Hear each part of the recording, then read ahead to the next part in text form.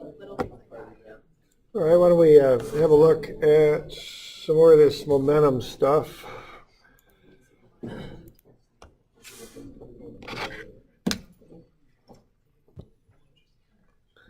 So let's say we're going to take a couple objects and run them into each other. So what we have here is a collision that we have to analyze, and we got see if we want to see what these objects are going to do. I believe I'm on 490 here. So if we want to see what these objects are going to do after they hit each other, we could write a momentum equation, of course. And what we're doing on this stuff is we're calling our system both objects together, okay? So that's our system. And what that means is when they hit each other, the force exerted by A on B will be equal and opposite to the force exerted to B on A. So what's going to happen there is we're going to have FA is equal to FB. Well, the negative of FB, they'll be equal and opposite. So what goes on there is our momentum equation, which looks like this. That's going to zero out because the net force in the system is zero.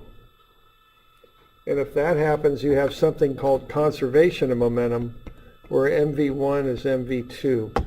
And this is a very common way of analyzing collisions and interactions between objects, where the total momentum coming into the system, it might be best to put a summation sign there out in front, equals the total momentum after the collision. And this is something that I think about when I'm using momentum is collisions. If you have collisions or interactions between two objects, momentum's a very good way to analyze it. You can do it, I mentioned earlier with some of those earlier examples using momentum and impulse that you could use F equals ma pretty much interchangeably. But here you can't. It's a little much more challenging to analyze a collision with F equals ma. So momentum is a very good approach to use with collisions, okay? So I'm mentioning this because you want to start recognizing which method works best for which type of problem. If you've got collisions, think about momentum. If you've got changing elevations and springs and distances, think work energy. Start kind of figuring out when to use which method, because that'll come up here. All right. So, and then the other thing when we're doing this, we're going to use momentum. We're going to treat the whole system as one object. So this term's going to zero out here. We do have to remember that momentum is a vector. Unlike work energy, it is a vector. So that ball B there, that velocity is going to have to be negative. You're going to want to include that in there, okay? So what you're going to have then is 0.8 kilograms times 1.4, which is the mass of A times its velocity, plus 1.2 kilograms times negative 1.8, which is the mass of B times its velocity. Okay, so that's what's happening before the collision. Now the collision occurs there, and we're assuming that there's that there's no friction going on here, so we don't have any impulse because FA equals the negative of FB. So that impulse momentum, the FDT, the impulse term goes to zero. So then we're going to have that equal to MV2. And it looks like I forgot a summation sign in there. It might be good to put that in there just to emphasize the fact we've got more than one object. Okay, and so we're going to have 0.8, which is the mass of A times its velocity, plus 1.2, which is the mass of B times its velocity. Now you can see we got a little problem here, is that we got two unknowns in just one equation. So what I did, I just did the algebra there and got it down to a form that's set up for a substitution. I need a second equation to be figuring this out, okay? So what I would do to solve this thing is I would come up with a second equation, and that's going to involve this coefficient of restitution between the two objects. That's given at 0.5. Okay, so if that's 0.5 then, what you can do is look at that. So what E is 0.5, and what that is the difference in the initial velocities. On the bottom, that's the denominator, minus the difference in the final velocities on the top. And you switch the order of the subtraction, okay? So we're going to have 0.5 is VB2 minus VA2 over VA1 minus VB1. So what do we got here? We're going to have 0.5, and that's going to equal VB2 minus VA2. And what are we going to have on the bottom there? We're going to have VA1, which is 1.4. Then minus what? What are we going to put in there for VB1? Yeah, watch this sign. That's the thing on this, okay? That's going to have to be negative 1.8. Okay, so just be careful on that stuff, okay? On this momentum stuff. It's a vector. You got to watch your signs, and when you get into the angled stuff, you got to do trigonometry with it, okay? So that's the one little trick on that, or whatever you want to call it, the one little thing to watch. All right, and then there's a good bit of algebra on this to solve the two equations and two unknowns, so I just worked it out there for you. So what I multiplied through by 3.2 here, I get 1.6 is the difference of VB2 and VA2. I solved it for VA2. It's VB2 minus 1.6. And then up above, I solve for VA2 also. It's negative 1.5 VB2 minus 1.3. And then I brought the VB2 over, so that's negative 2.5 VB2, and took the plus 1.3 over, and so that right-hand side becomes negative 0.3. So VB2 becomes positive 1.2. So after this collision, VB is going to be moving to the right a little bit. See, it's got greater mass, so A is going to kind of bounce off of it. And so when you plug in 1.2 in for VB2, VA2 is VB2 minus 1.6. So that's 1.2, or excuse me, 0.12 minus 1.6. That's negative 1.48. So VA2 being lighter is going to bounce off pretty strong and go faster as it bounces. Kind of like that video I showed you. Okay. Yeah. Question? Could you solve this problem if you weren't given E? You have to have something else. You only got one equation with momentum, so you've got to have something else to solve it with. And I can't think of what the something else would be other than E, because it describes how the objects interact. You know, if you had a final velocity of one of them, of course you could solve for the other, but you know, commonly given, yeah, you need E's kind of the common thing to know. Now that's a little complicated to get because you got to get the interaction between the two materials, you know, whatever they are. Yeah. Question? So basically, E counts for like energy lost and inelastic collision. Is that energy lost. I've never thought of it that way. I think you can kind of think of it in that fashion. It also relates, if E's zero, they actually stick together though too. So there's a little bit more than just energy involved with that. The other thing about that is I don't think it's quite linear. You know, I don't think like E of 0.75 means 25% of the energy was lost. I don't think it's quite that direct. But I think that'd be one way to think about it. But it also relates to how similar the final velocities are too, you know. So I guess you can think of it as those two things together, the energy lost and the similarity in the final velocity. So the bigger E is, the bigger the difference in velocity too. Okay. All right. So we all right with that?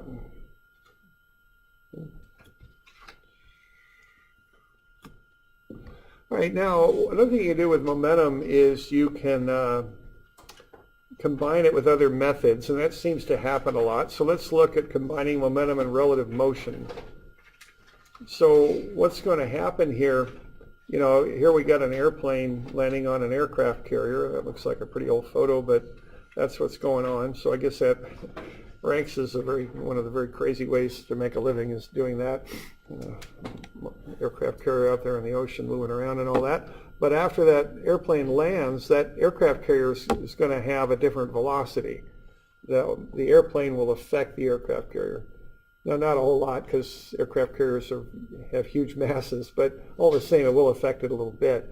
And that's going to be kind of a relative motion type relationship there.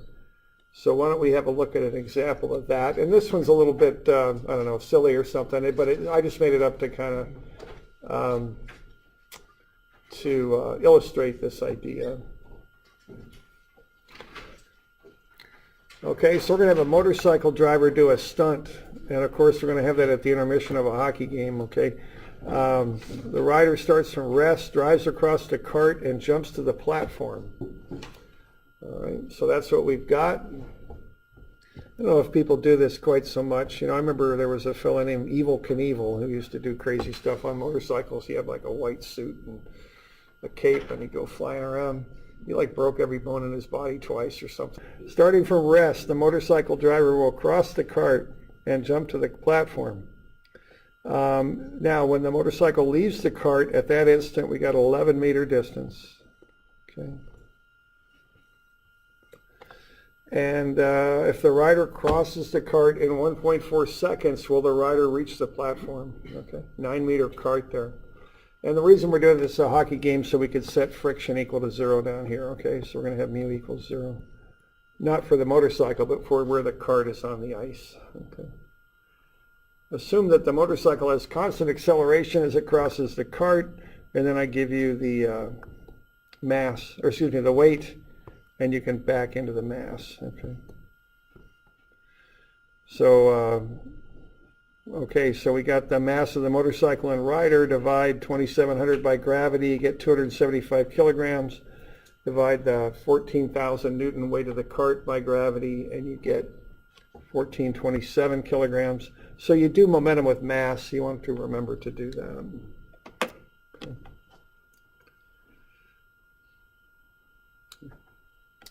So there you go. So let's kind of work through this step by step and see what we can come up with here. Okay.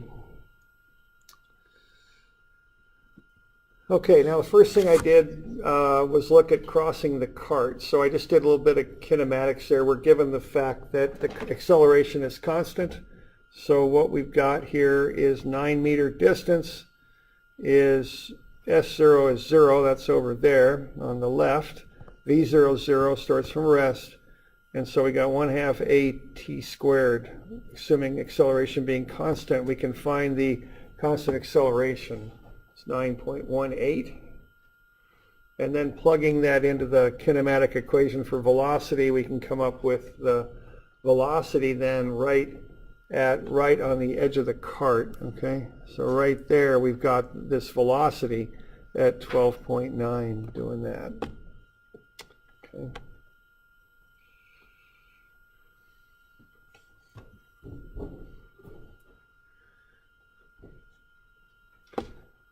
All right. Now the question is going to come up, what do we got? What is 12.9 meters per second? And what kind of velocity is that? Is it the velocity in the air there, or is it something else?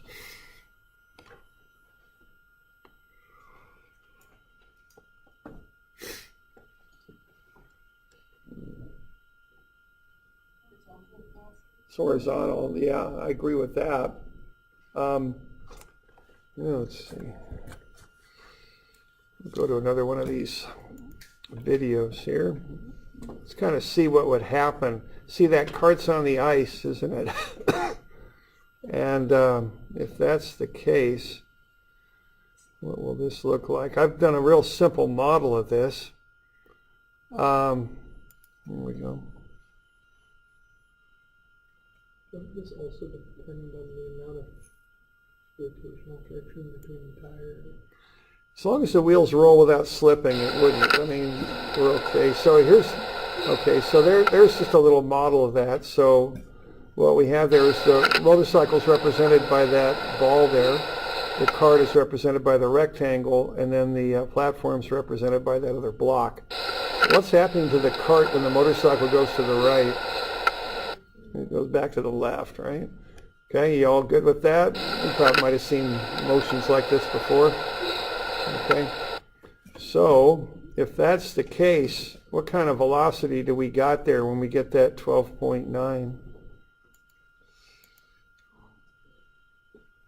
Is that what I call a true 12.9, or is it something different? Respect. There you go. Yeah, it's relative velocity, isn't it? Okay. So we don't have the actual true velocity in the air. It's not correct to say that this motorcycle is going at 12.9 right here. That's not happening. Not in the air. It's going relative to the cart. And the problem is the cart's moving.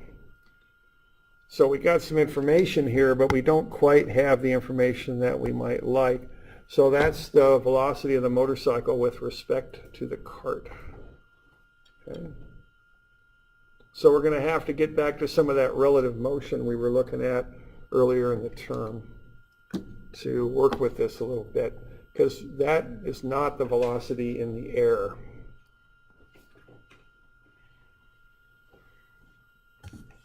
Okay.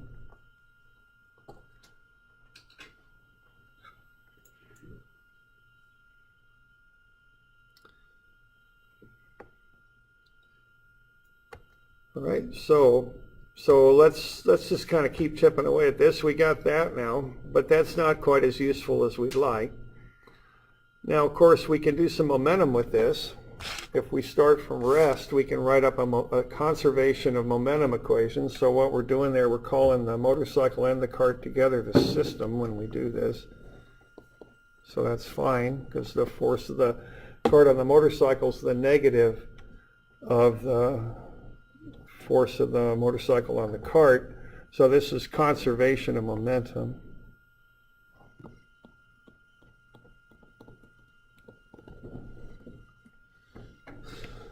So we start from rest, so that initial momentum is going to be 0, and that'll be mc vc plus mm vm. So C is for cart and m is for motorcycle. So what we'll get there is a ratio between the velocities. Okay.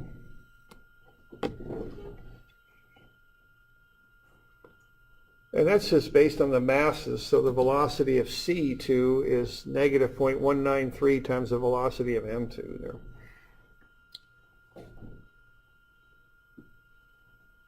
Okay.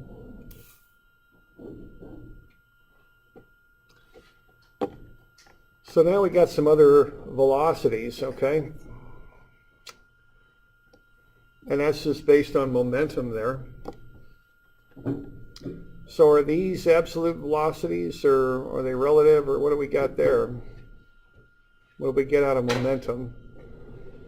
Absolute. Yeah, they're absolute, okay? When you do momentum, you're getting absolute velocity. These are not relative, okay? So we just got to identify, you know, what we got and how we can put it together to what we really need.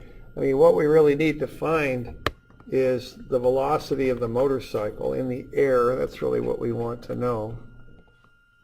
And not relative, but an absolute velocity. Then we could do a little bit of trajectory analysis and see if it'll make it to the platform. Okay. Okay, those are absolute velocities. Okay, so we got a relative and we've got absolute. See, what we can do now is put those together into some relative velocity there. So what we got here is Vc with respect to m. We know that. And okay, we got that. What if we multiply that by v, or add it to mvm? What will we get? Yeah, Vc. Okay. So we can do that. And we've got this one.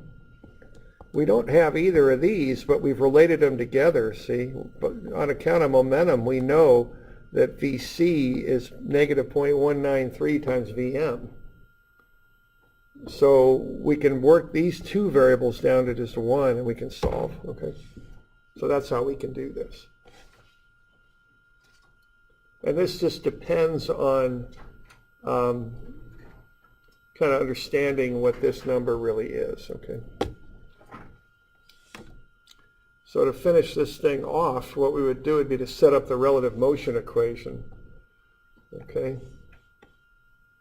So we want to use a relative motion equation to find Vm2, which is the velocity of the motorcycle in the air.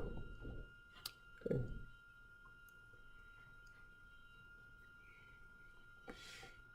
So we got Vm with respect to c, and we've got that relationship here with Vc2. It's negative 0.193 Vm2. So I can take this basic relative motion equation and plug in the stuff that I want. So I got Vm2, which I'm starting with, is Vc, but what Vc2 is negative 0.193 Vm2. And then plus Vm with respect to c, and Vm with respect to c is 12.86. So see, I've only got one unknown now. It's Vm in the air.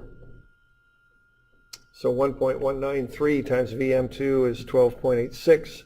So the velocity of the motorcycle in the air is 10.78.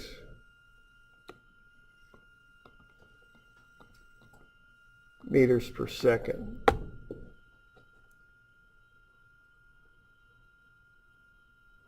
Okay.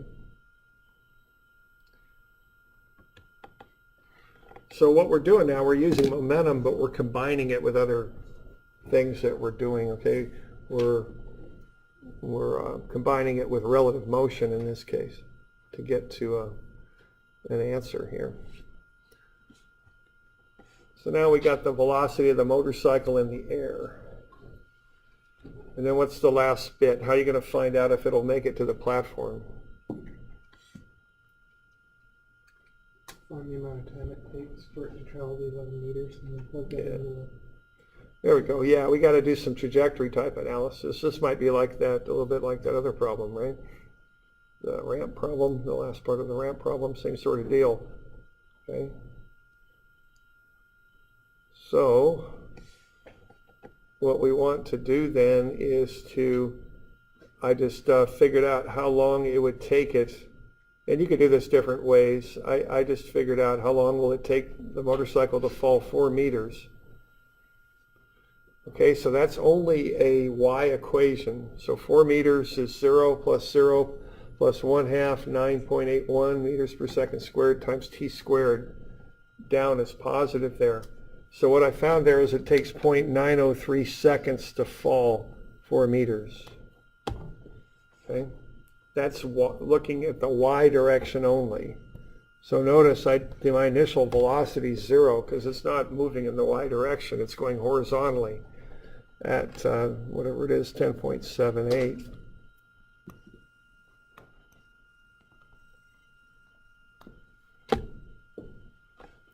So once I got that, I know it's going to, after 0.903 seconds, it's fallen too far to reach the platform, so I see how far it'll go in 0.903 seconds, and it's only going to go 9.73 meters.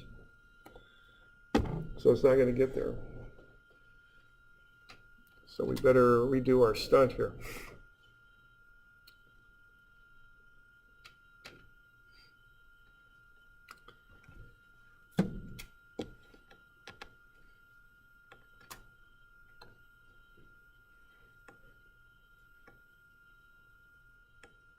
Okay.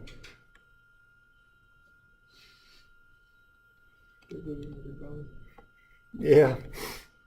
Yeah, so that might be a little hard on the rider there. Okay. So we'll have to redo that one. Okay.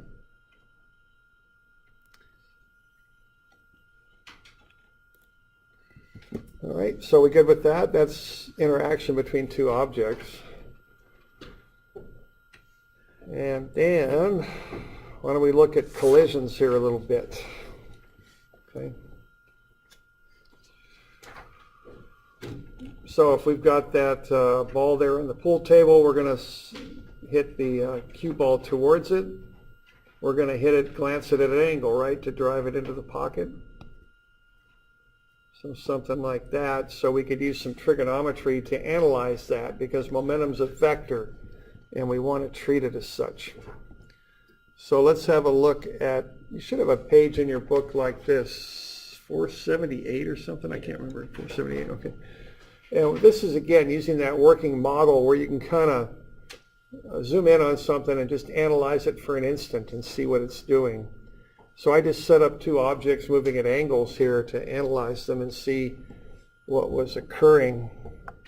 Okay, and what we've got here are two objects doing that. Now what I've got here, I've got objects 1 and 2, and I've got their momentums in the x and y directions. That's how you would do that. You'd break them into components like you would a force vector or something. And what I've done there is I've summed the total momentum. So in the x we got 5.4 minus 1.6, we consider sine. We get 3.8, and in the y I got negative 1.8 minus 3.2, and that comes out to be negative 5.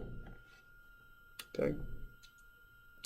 Now I've also looked at the total momentum, which is kind of a theorem of Pythagoras thing here, and I've got the total momentum added up here too. And so the question's going to be, after they collide, what's going to be conserved?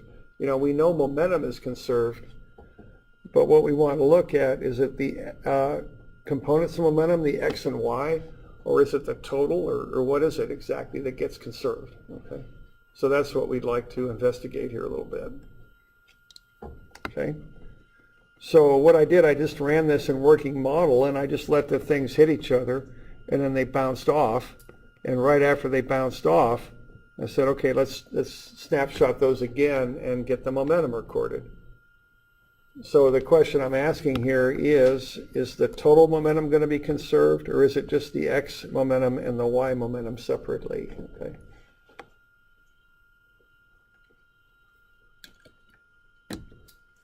All right, so if we look at that second snapshot, we should be able to see what's going on with that. Okay. And assuming this working model works properly, which I hope it does, what I've done there, I've got the x momentum after the collision, 1.84 and 1.96. When you add them up, they again come out to be 3.8. The y momentum is negative 2.69 and negative 2.31. When you add them up, it comes out to be negative 5. Okay? So notice the total momentum changes if you just add the two momentums together, but the x and y components are conserved. Okay? So the bottom line here again is you got to analyze momentum like a vector. Okay? That's how you got to do this. Okay? Just like forces. When you add forces, you break them into x and y components and then add the x's and the y's together. You can't add two forces if they're aligned like that. If this is 30 newtons and this one's 40 newtons, you can't say the total is 70 newtons if they're not pointing the same direction, right? The sum of those two is not 70. So it's the same thing with momentum. You've got to do it by direction. Okay?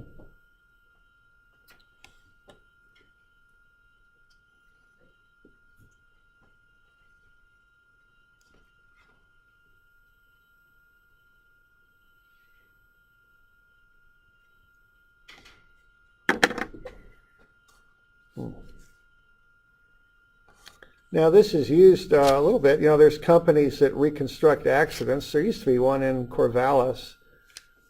It's not, I think everybody retired from that, but this is a way that people, they analyze things. You can notice after a collision that there's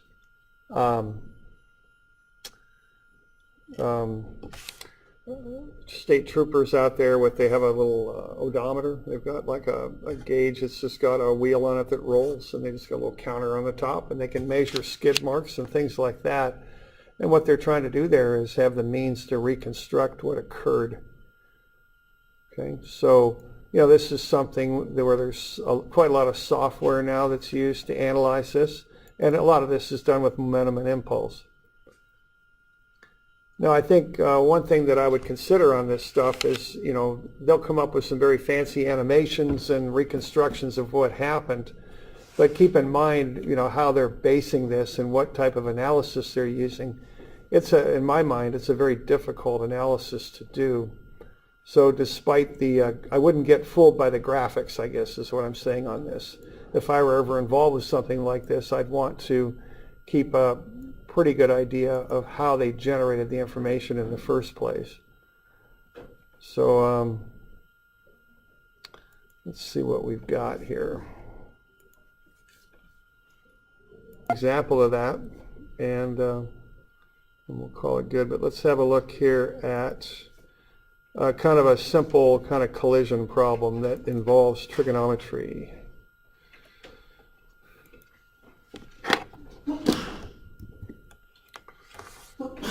So this is on 480. So if we got two objects that are going in the x and y directions on a flat surface, and we know how they respond to the collision, we can analyze that collision using momentum. Now we're going to look at this collision though, and we're going to have to snapshot that. So when we look at this, there's impulse going on there with friction. Okay, so we're going to assume though that that collision occurs very quickly, so the time is 0. So with the impulse that occurs being the force of friction times the time, if we assume that collision happens very rapidly, if that goes to 0, the impulse goes to 0. Okay, so that's the assumption we're making there when we analyze this collision. So what we're going to do here is we're going to set up a momentum equation, but we have to do it in different directions. So we're going to start off in the x direction, right there. So we're going to have 1.6 kilograms, which is the mass of A times 0. That's the one coming down the y-axis here. So it has no x momentum, so that zeroes out of the x equation. This one. And then plus 1.8 kilograms times 2.8 meters per second. And that will be 1.6 times cosine 38, which is that angle. That thing slides off of the x-axis after the collision, times VA2, plus 1.8 kilograms times sine 43. We want the sine because we want that component. So what we're doing there is we're solving for components in the x direction. Cosine 38 for the adjacent component, sine 43 for the opposite component for the way the angles are given there. And that'd be times VB2. And then we can work that through and get that relationship right there. Okay. Could we still figure this out if we didn't have the sine and the cosines? No, you have to know something about what occurs after. Again, with momentum, you can get it down to one equation with two unknowns, but you gotta have some other input. You just can't just use straight momentum, if it's open-ended on the backside. Yeah. You've got to know something. And normally in an accident, they'll get skid marks if they can. They'll measure that distance and the angles, and then they'll back in because they're more interested in what happened before the collision. Let's say so if we weren't doing angles, then we couldn't find this? Or would we still find the number there, but we would have to... You'd be kind of stuck because if they came off at an angle, you just couldn't do much with it. You have to know something, because if you didn't have that, you'd have 1.6 VA2 times the cosine of some angle is what would have to go in there. The angle would be an unknown, and that would just start throwing too many unknowns in there to solve with what we've got.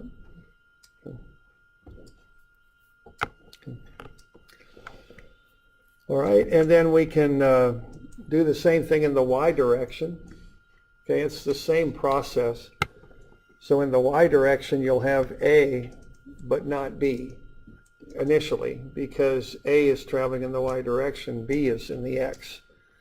So when you run that again, what you're going to have is 1.6 times 3, I'm calling positive y down, plus 1.8 times 0. And that's going to be 1.6 sine 38 VA2 for the y component of A2, plus 1.8 cosine 43 VB2. And I'm assuming positive y is down on that. Okay.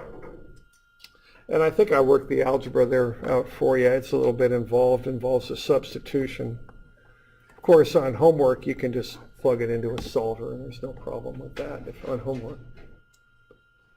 Okay, so I got those two equations, and what I end up with are two unknowns, VA2 and VB2. Okay, I solve, what I do there, I get VA2 in terms of VB2, it's 3.997 minus 0.9735 VB2.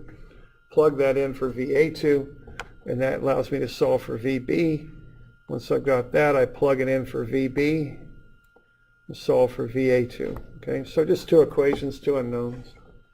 So I end up with 2.417 and 1.644. So those are the velocities after the collision. Okay. And again, it's got to be vectors here, and I just want to emphasize that to you. You know, that's how you have to analyze that stuff. Now our goal is to figure out where these things end up, where A and B come to rest. And I give you friction on this. So what's the most efficient way to figure out where those things come to rest? What's the method to use? Is it F equals ma? Is it momentum? Or is it work energy? If you're after a distance. Energy. Energy, yeah, because the energy gets you to distances, okay? Because work is force times distance. So to figure out where those things come to rest, you're going to want to use work energy. Okay, and I've got an example there for you on the left. So we got flat ground, so the potential energy zeroes out. There's no springs, of course, so I didn't even bother putting that in there. And then it's going to come to rest, so that final kinetic's going to zero out also. So what you're going to have is the initial kinetic energy minus the work is zero. And see, that's the quickest way to get to the distance. So the initial kinetic there is 1/2 times the mass times the velocity right after the collision, 1.644 squared.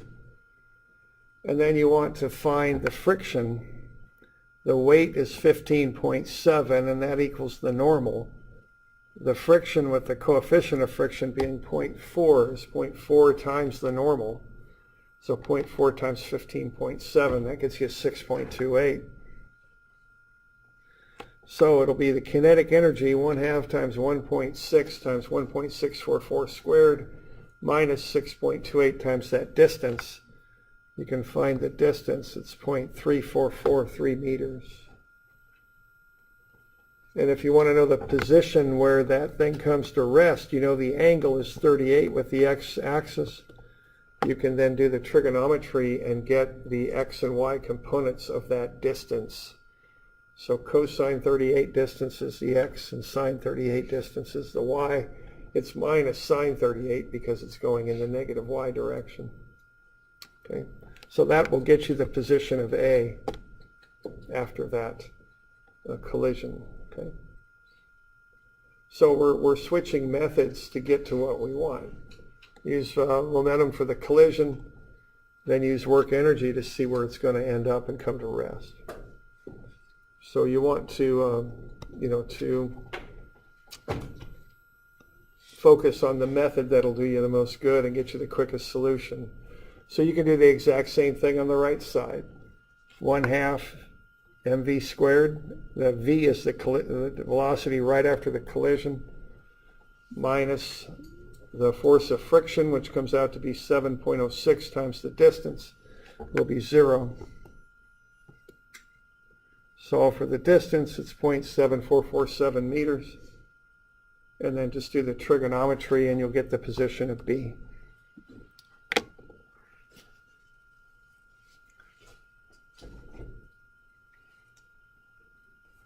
So what we got going on there is we're taking momentum and we're combining it with other methods to get to what we want.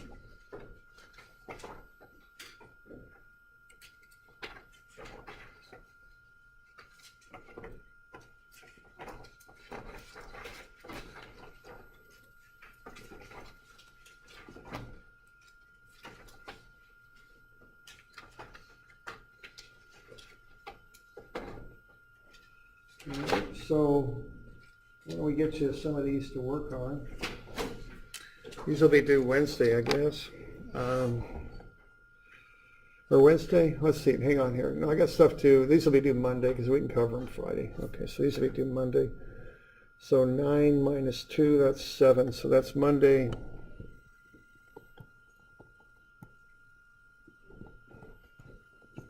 May the 7th. And about 2:31, 2:32. And what else do we got here? 2:42, that's good. And